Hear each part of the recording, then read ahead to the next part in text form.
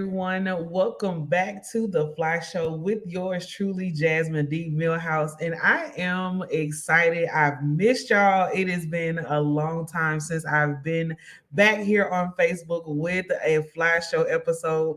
But it is my honor to interview the guest that I have on tonight. But before I get into that, I am going to say again, welcome.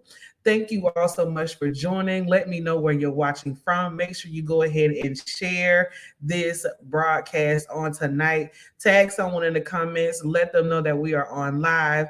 And I have a phenomenal guest on here tonight. She's actually one of the sponsors for the Gracefully Embracing Me Women's Empowerment Brunch that is happening this Saturday at 1 p.m. right here in Atlanta at the Love Official ATL Event Center. I am excited. I hope you got your tickets. Tickets are still on sale.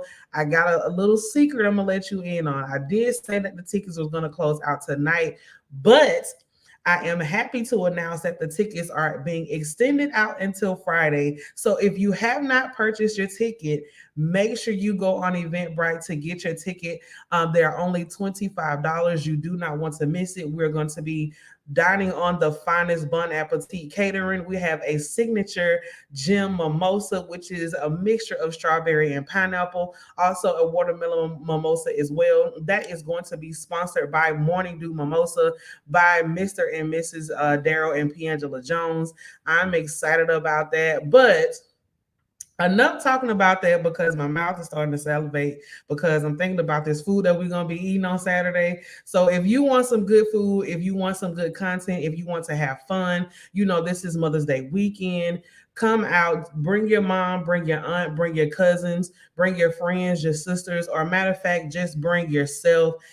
It is our season to make sure that we are doing what we have to do to take care of ourselves as ladies, as women's, as women's moms and women. You have to take time for yourself because life can get hectic.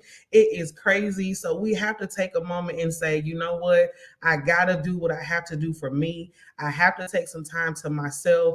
Good evening. Texas is in the building. Good evening from Athens. Thank you all so much for tuning in. Hey, cousin Mary, thank you so much for watching. Again, make sure you share this if you have not. Tag your friends, put it in your group, share it, let them know that we are on live with the Fly Show. Now, let me get into this intro, all right? Hold on. It's going to be real short and cute, but this is a powerhouse that we're dealing with, all right? So I am going to be interviewing none other than Dr. Allison Johnson. She is a very good friend of mine. Hey, Miss Darlene, come on, catch a flight out here wherever you at. Come on, catch a flight. We're gonna welcome you. We come on in. We open the doors are gonna be open at 12:30. I'll send you the address. Make sure you get your ticket because it's going to be live Saturday at 12:30. All right. But Dr. Allison Johnson, she is the CEO and founder of the Career Doctor. All right. Now, I ain't going to tell you all her business because if I tell you all her business, we wouldn't need to do the interview. Right. So I'm going to let her tell you what that is. Okay. But she is a native of the Decatur, Georgia. All right. Just to let you all know where she is from.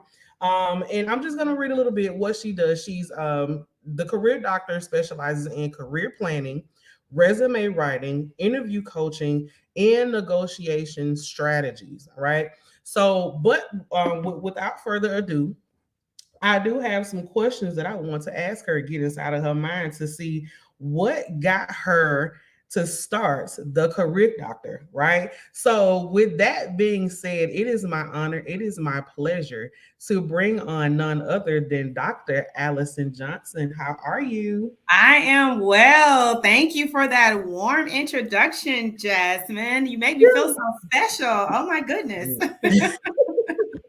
So, how are you on this Wednesday evening? I'm doing great. I am super excited about everything that's going on, everything that you're doing from a women's empowerment perspective. Super excited about Saturday and just really glad to be here. And I'm honored to be your guest for the evening. So thank you very much for having me.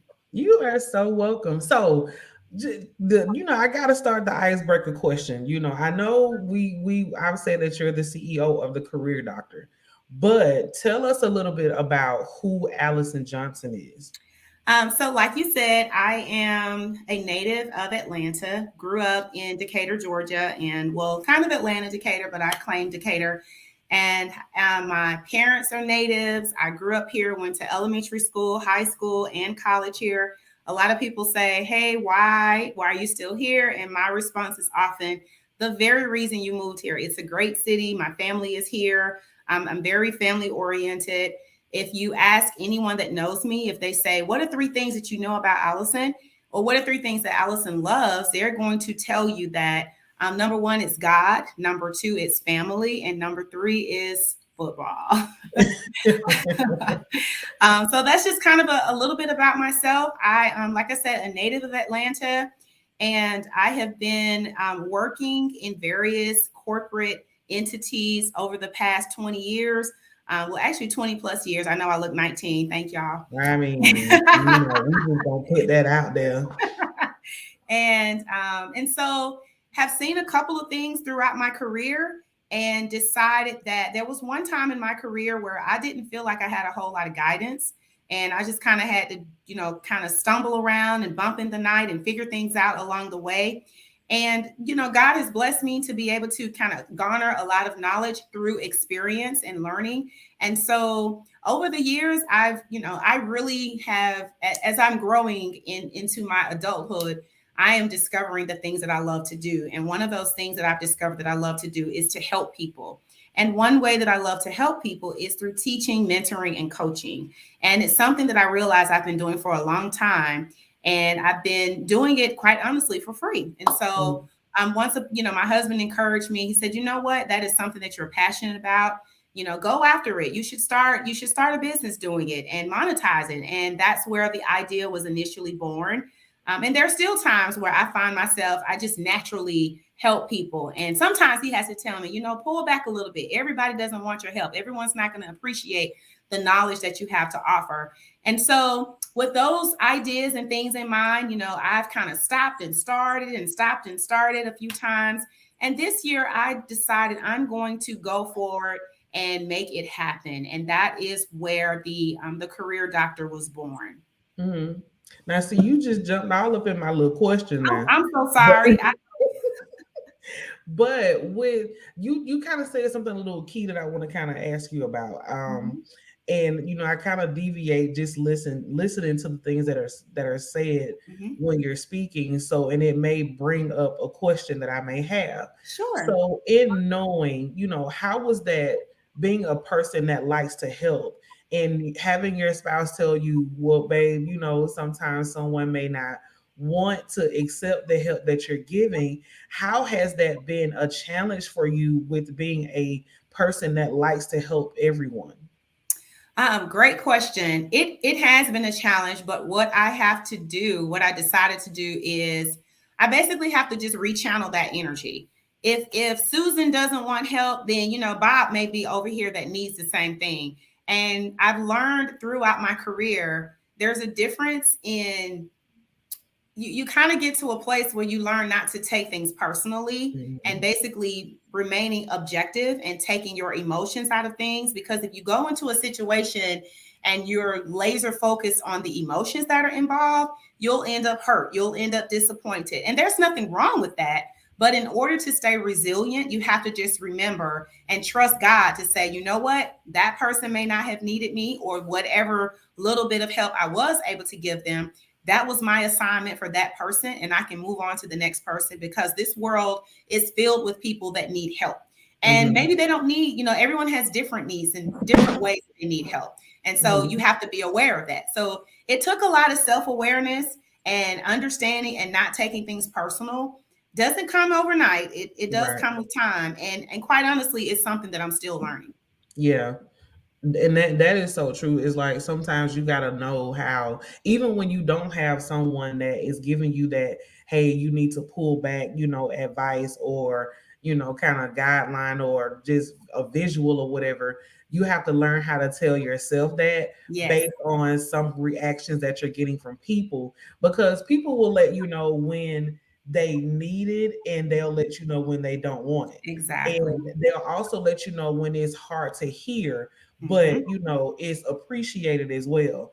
Right. So, bringing that to my next question, just kind of going back into the inspiration of what got you to start the career doctor specifically. Mm.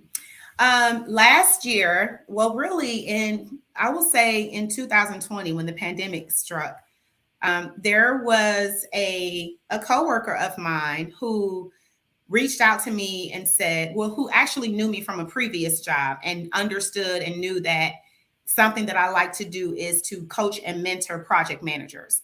And project management is kind of my native profession. So I do project management, program management, strategy, alignment, all those things across the board. And so one of the things that I enjoy doing that I've learned over the years is teaching. And I found a way to kind of translate that into mentoring and coaching. So I knew when I was younger that I love teaching, but I knew that I didn't really necessarily want to go into the school system, the public school system. But I always wanted to teach in some form or fashion. So over the Mhm. years, I learned to embrace training. I've learned to embrace coaching and mentoring and helping other coworkers out and kind of, filling things out. And so during that time, my coworker introduced me. He said, hey, there's someone on my team that is interested in becoming a project manager. And I've worked with you on teams. I really admire how you do things. And I think that, you would be a really great asset to her. And I said, sure, tell her to reach out, give me her name, or I'll reach out to her. And so we scheduled a meet and greet and kind of had coffee together, or well, I'll say fake coffee because I don't drink coffee, but we had a little coffee chat.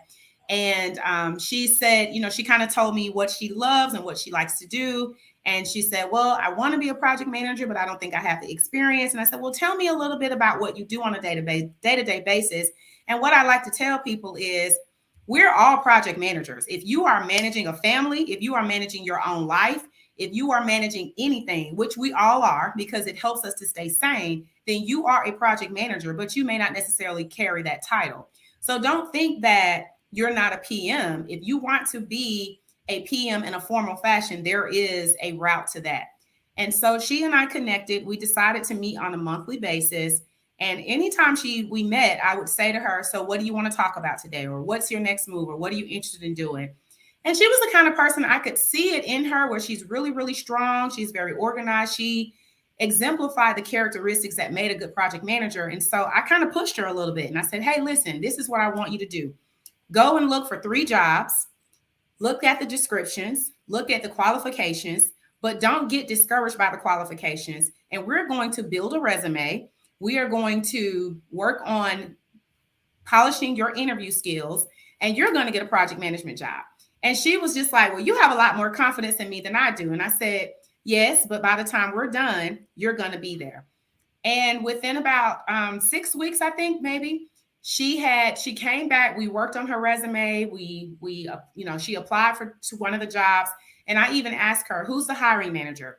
I actually know that person, and that's when networking becomes important.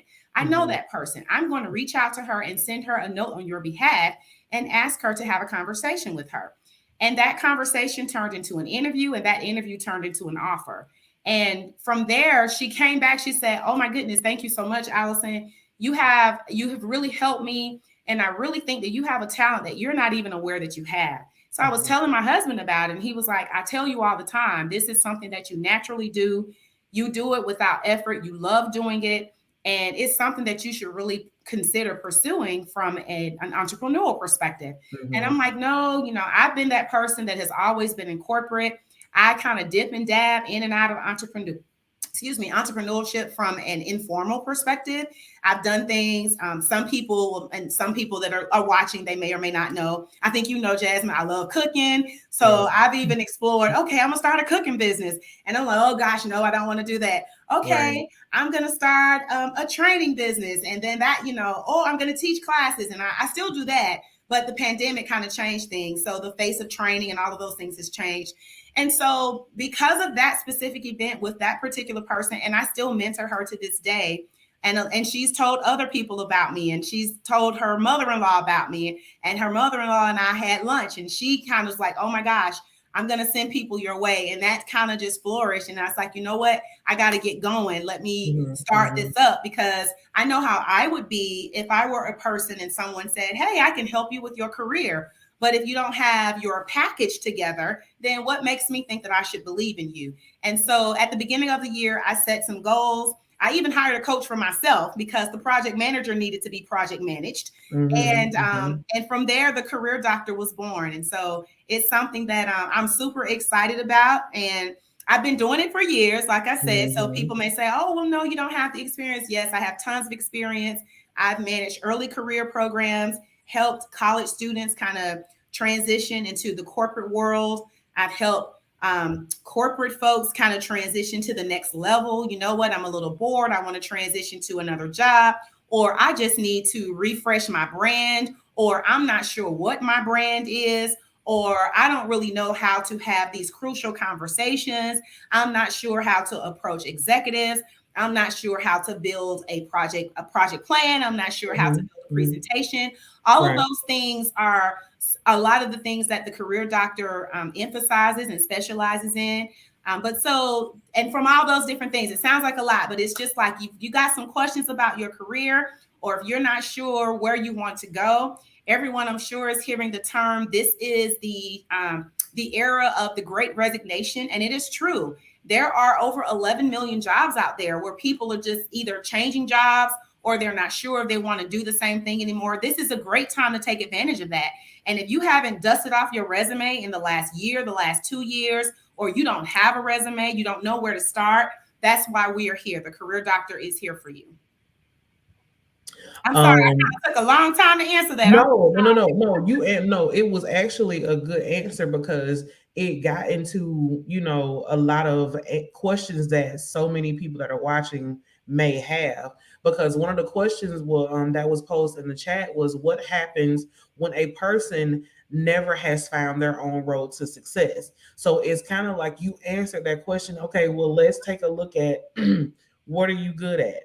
What do you like to do? What are you passionate about? Yes. Let's see if we can build your resume or your career around your passion, or around, what you're confident in, Absolutely. A lot of people don't understand. I read a post today that says, so, and it stated that, your passion or your skill is in your like whatever yes. like I like that. You don't know that, that's how you can make money, because there are a lot of people that you think they should know this, but they don't, Exactly. And that's exactly what I see and what I'm hearing that you're bringing with the career doctor. Is like, a lot of people may not know how to formulate their resume the right way, or what to say on a cover letter, or how to look for a job thinking that they're underqualified, but technically they can be overqualified, exactly. or meet the guidelines in the description of what the job has to offer. Exactly. Some may not know that. So your is helping a lot of people, exactly. So with that being said, just listening to a lot of the benefits that a person would receive from the career doctor, what are some things that you've learned in doing business for yourself? Oh, goodness, a lot. I have learned so much about myself. I am a natural, I tend to operate with my plate full all the time. Yes. And and I am learning that that is not always good. In fact, just to give you an example, on Sunday, after church and worship and spending time with my family, I had a lot of things that I had written down I'm going to do and get accomplished before tomorrow, which was Monday. And then I literally had to force myself to just sit on the couch and do nothing. And it was hard. I will admit it was super hard. But when I got up on Monday morning, I was like, oh, that kind of felt good, So I literally had made a point Of course, Sunday was May 1st. So, of course, I tried to start the month off with some goals. And I try to set goals in 3 areas of my life: spiritually, physically, and mentally. And well, actually, mental and spiritual go together, but I also try to set goals financially. And Mhm. for me, this month, I am truly focusing more on spiritual and mental, spiritual and mental goals.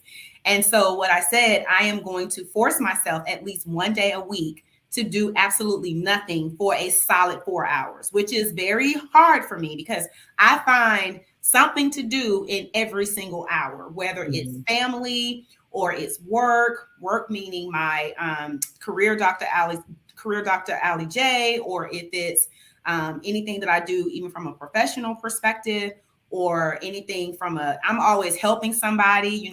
Even Monday, I got a phone call. Allison, are you cooking today? I was like, what do you need? And I didn't say, no, I'm not. I just said, what do you need? And she told me, and I was tired, but I wanted to make it happen. But I had to tell myself, you know what? You can't do that all the time. And Mhm. so what I am learning is that I tell people about the importance of the power of saying no. I have to learn that as well. I am having to teach myself the power of saying no and understanding that it is okay to say no sometimes. It is Mhm. okay to sit on the couch and watch. I love watching First 48. It is okay to watch an hour of First 48 and not feel guilty about, oh my gosh, I could be doing something. And so that is something I'm learning from pursuing entrepreneurship.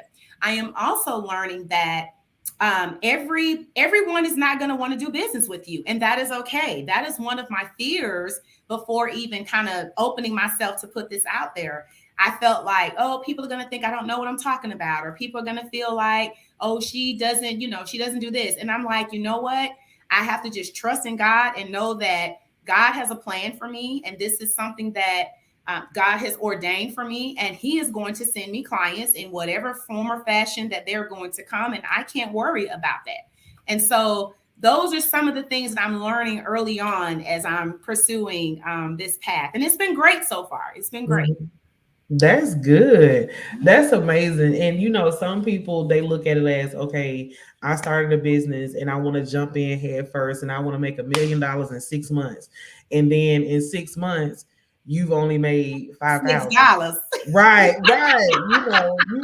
I was nice with the 5,000, but Right. it happens that way. And so another question, how often should you update your resume? Good question. So, me personally, I try to update my resume first, anytime I change roles. However, that may not necessarily be the case for everyone. In my profession, I'm in IT and I'm in project management, and typically most people change roles about every 2 to 3 years. But what I do from a personal perspective, I look at my resume at least quarterly just to say, you know what, because something you saw there before, you may have created a description of the job that you were working, or you may have picked up another project, or you may have picked up another assignment or stretch assignment that wasn't on your resume before. And you're like, you know Mhm. what? That's something valuable that I need to put on my resume as a part of my portfolio and make sure that I am seeing it. If you're not able to do it as often as monthly or quarterly, then I would definitely say make sure that you do it at least once a year, because things change so much, and we are all in a place, especially now, the landscape of corporate America has changed, the landscape of the school systems has changed, the landscape of everything that we know, the workforce in itself has changed. And you don't want a resume to be your roadblock to your next opportunity. You want to be able to say, you know what? I am ready to increase my earning potential. I Right. am ready to change jobs. I am ready. And then you look and say, oh, wait, I don't even have a resume. A resume is a tool, and that tool is something that you can update quickly. And you don't want that to be your holdup. So if you're not able to do it, even I would say minimum like a monthly or quarterly basis, at least make sure that you do it once a year. And some people, it just depends on your profession too. Because, for example, if you are in the educational sector, and shout out to all the teachers, great work, admire you and your ability to go into the school system, and you are that face of learning and shaping human beings for the future. You are a very important asset in our society. And there, teachers may not necessarily change schools or jobs on a yearly basis, but you always want to make sure that you are embracing your craft. Maybe you did a training last month that could change the trajectory of your career. You want to make sure that you go ahead and put that on your resume so that when it is time that you're ready, if you're moving from the classroom to a principal role, or you move from a classroom to an AP role, or you're moving from AP to something in the county office or whatnot. And I'm speaking on how the school system is set up in Georgia. You want to be ready. You don't want your resume to say, someone comes to you and tap you on the shoulder and say, hey, Jasmine, we have this opportunity over here and we would like for you to explore it. You don't want your response to be, oh, let me get my resume together. Your resume should be already ready. The only thing you need to get together is let me know what time we're going to talk, and you going home to get your outfit together. That's it. You know how I'm about the outfit, Jazz. Okay, now speaking of that, just brought up another question. Going on an interview, and I know I kind of, venture off my little That's okay. question list. Going on an interview, how important is it for your what is your attire for men and women? What should that look like? Because, and I'm asking because a lot of people, well, nowadays, I've seen, some go on the interview, and they have on jeans, sneakers, a t-shirt. How important is your appearance during that interview process? It is very important. And I'm glad that you spoke about how, again, the landscape of the workforce has changed, but there are some things that have not changed. As a hiring manager, if someone comes to me, whether it's a virtual interview or an in person interview, I expect for that potential candidate to show up professionally. And some people may say professional dress is subjective, and I disagree. Because if you Google, and that's what a lot of people do today, and that's great, technology, you're able to go see what are some images that look like a professional. You may not necessarily feel like you have to, for men, for example, you may not necessarily feel like you have to walk into an office or show up on a virtual interview with a tie on, but I would expect you to have on a collared shirt and a sports coat or a jacket. Now, what you have on underneath that is, is virtual. So as long as I can see within camera, that's fine. For women, the same thing. You don't want to have on something where you have a low cut shirt on and it's distracting for a man or a woman. You want to look professional. You want to look clean. You don't necessarily have to wear, most women, you don't necessarily have to wear a suit per se. But it is nice if you're going to wear a jacket or a nice dress, and just make sure that you look professional. So even when you show up virtual, if you show up in person, then definitely you want to make sure that you're clean. You look dressed. Again, you may not necessarily have to wear a pantsuit. You can wear pants. You can wear a coordinating outfit. I would steer away from super bright colors, or a lot of people, even today, even our younger generation, they are very flamboyant with their dress, and that is perfectly fine once you get the job. But when you show up for your interview, you want to make sure that, because unfortunately, we as humans, we have unconscious bias that we do have to consciously work on. But because of human nature, we're naturally going to have conscious bias. And your job is to make sure that when you step into that room, you take away that conscious bias, because you don't want people to automatically assume. Allison came in here with a low cut shirt on, and she came in here with her 6-inch stiletto heels. Oh, this is going to be a problem. When in fact, you're not the problem. You may be the perfect candidate for that role, but because you showed up in attire that may not necessarily fit in the professional category, your hiring manager or the person that's interviewing you has already made up in their mind where they place you. So that whole first impression is still true. It is important to show up professionally dressed. And if you're not sure what professionally dressed is, just come talk to the career doctor. We will make sure you get straight. Plug. plug. So and kind of okay, so kind of venturing out a little bit. Just say you have a client that comes to you and they are moving out of their career, they're Hmm. retiring, but Hmm. they want to do something, else outside of that. How would you assist that person? Well, that's still around most people. What we like to do also is do kind of a behavioral assessment and understand what are those things that are true passion to you. Some people think that finding their passion is hard. It's not. You think about what are those things that you do naturally. And when I'm working with someone, if I find that they're struggling to kind of understand what they're doing, I have two questions that I usually ask them. And one of them is, what do you do effortlessly that you feel like you will do for free no matter what anyone says? And people usually come up with an answer.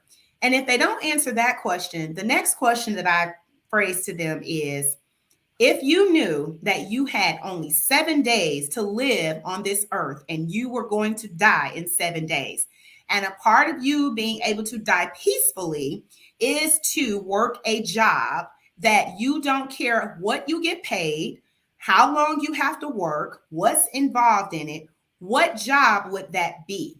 Someone asked me that question when I graduated from undergrad. And my initial answer was, I would teach. And he said to me, why aren't you teaching?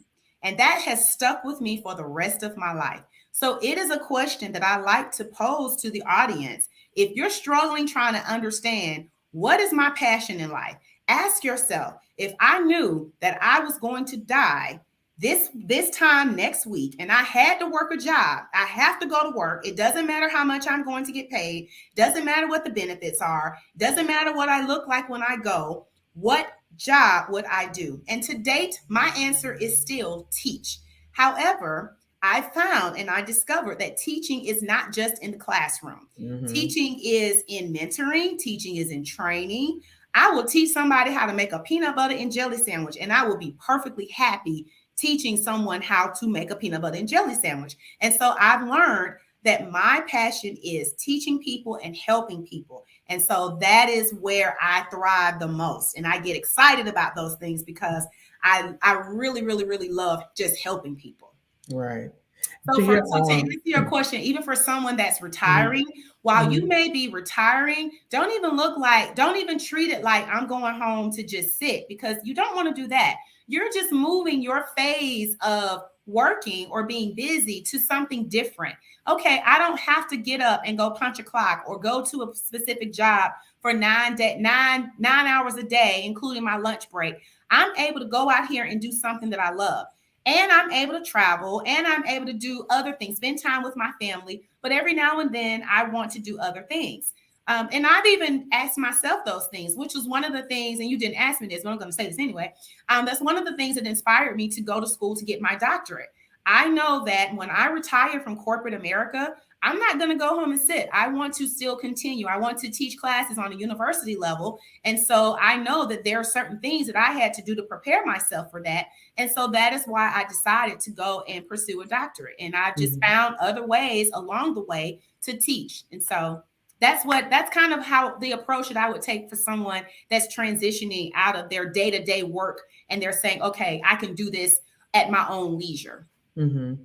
And there is another question. That's they says, thank you for the advice. Do Yes. you also offer mock interviews? Yes, definitely. That is a part of interviewing tips.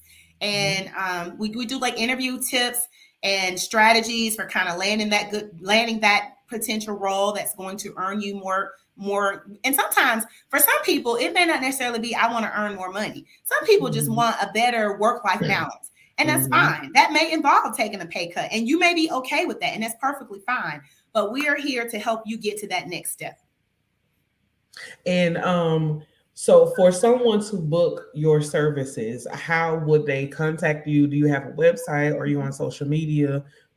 Yes. How would they get to you? So they can go to careerdoctoralleyj.com, and you can reach me there. And there is a place on the website where you're able to submit your information, and I'll reach back out to you, and we can schedule a 15-minute consultation. I am also on social media. I am on Instagram and TikTok. I didn't too much. I guess I could do Facebook too, but right now I know Instagram and TikTok. And Instagram, I am Career Dr. Allie J. The IG handle is Career Dr. Allie J. And the same on TikTok is Career Dr. Allie J. And is doctor spelled out, or is it career DRALIJ? It is doctor spelled out. Thank you for Doctor the spelled cover. out. Yes, it is And that's what career. the website as well. The website as well. Yes. And I am also on LinkedIn. You can find me on LinkedIn under Dr. Allison Johnson. All right. And I just put your website in the comments, and that is www.careerdrallij.com. So if you all have any questions, want to book her services, need to look at your resume, getting yourself out there, wanting to switch your career, or just kind of get promotions or look at different ways on how you can spruce that up, getting into business, and make sure you click on her website and book her services, get a consultation, and she will be more than happy. Trust me, I know she'll be more than happy to help. But in closing, this is a very great interview, by the way. Like, you have a lot of insight in what you do.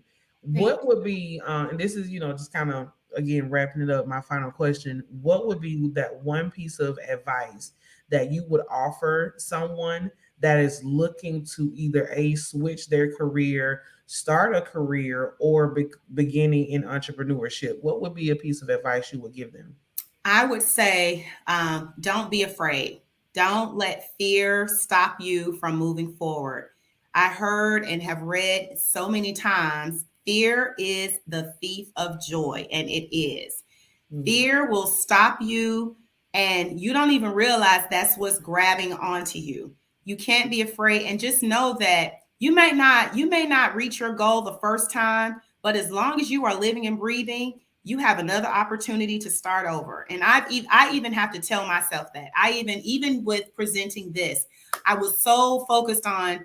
I'm a perfectionist, and I was so focused on I got to get it perfect. I don't want people to have anything negative to say about it.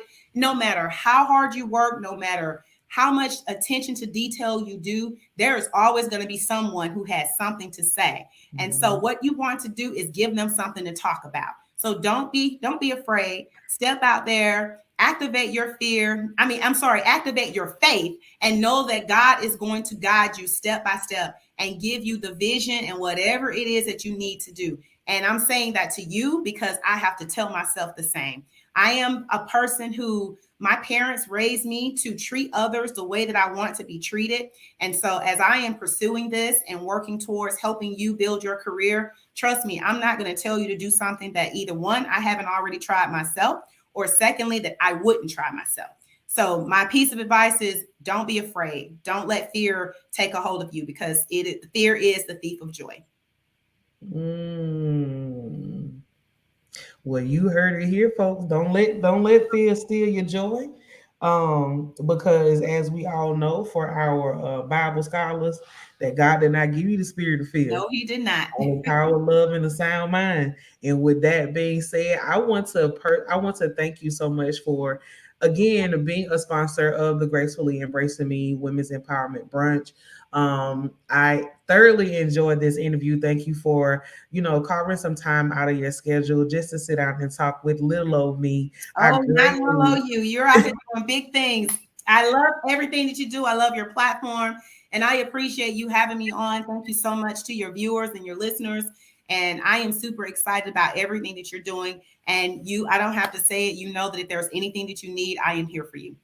Thank you so much. I greatly appreciate it. And thank you all to everyone that tuned in as well. And thank you for your questions for Dr. Allison Johnson, the career doctor. Again, make sure you go to her website, follow her on social media.